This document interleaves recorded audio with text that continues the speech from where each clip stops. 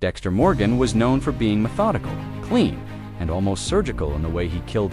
His ritual was built on precision, the plastic sheets, the careful planning, the calm execution.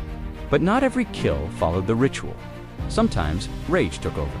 Sometimes the dark passenger didn't want control, it wanted carnage. Tonight, we're counting down Dexter's most brutal kills, the savage executions, where the blood spatter analyst didn't just silence a victim, he unleashed the monster inside.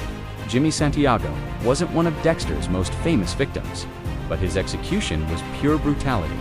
After betraying Miguel Prado and threatening Dexter's carefully balanced world, Santiago ended up on Dexter's table. But instead of the calm, ritualistic kill, Dexter's anger boiled over. The stabbing was furious, relentless, and messy, a reflection of how personal the kill had become. It was less about the code and more about sending a message to Prado. This is what happens when you step into my world. Risk Sergeant. Doakes was never supposed to die at Dexter's hands, but his relentless pursuit pushed Dexter to the brink. Trapped, exposed, and with no clean way out, Dexter considered killing Doakes himself.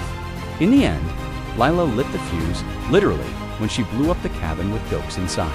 But what makes this one brutal isn't just the fire or the explosion, it's the psychological violence. Dexter, the man who never let personal feelings get in the way of the code, let another person do the dirty work, condemning Doakes to a savage, fiery death. For fans, it remains one of the most brutal turning points of the series.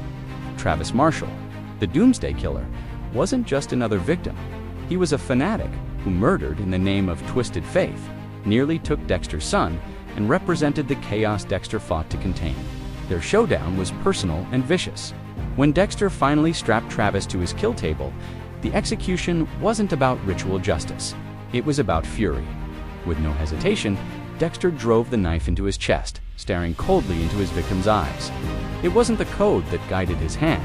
It was the raw, brutal need to end a man who had threatened everything Dexter loved. The death of Oliver Saxon, aka Daniel Vogel, was Dexter at his most primal. Saxon wasn't just another killer, he murdered Dr. Vogel, the closest thing Dexter had to a mother figure, and nearly destroyed what little humanity Dexter had left. When Dexter finally cornered him, there was no table, no plastic, no ritual, just raw vengeance. In a shocking moment of violence, Dexter jammed a pen straight into Saxon's jugular, watching him bleed out on the floor of an interrogation room. No code, no masks. Just murder. Brutal, intimate, and unforgettable. Risk No Kill in Dexter's story was as brutal physically and emotionally as Arthur Mitchell, the Trinity Killer. Trinity wasn't just another monster. He was Dexter's dark mirror, a family man, a respected citizen, and a murderer hiding in plain sight. But unlike Dexter, Trinity left chaos and destruction in his wake, including the murder of Rita, Dexter's wife. Their final confrontation was savage. Dexter's calm control gave way to unrestrained rage as he pinned Mitchell down and drove the knife into his heart.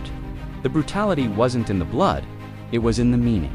Trinity's death was personal, visceral, and soaked in grief.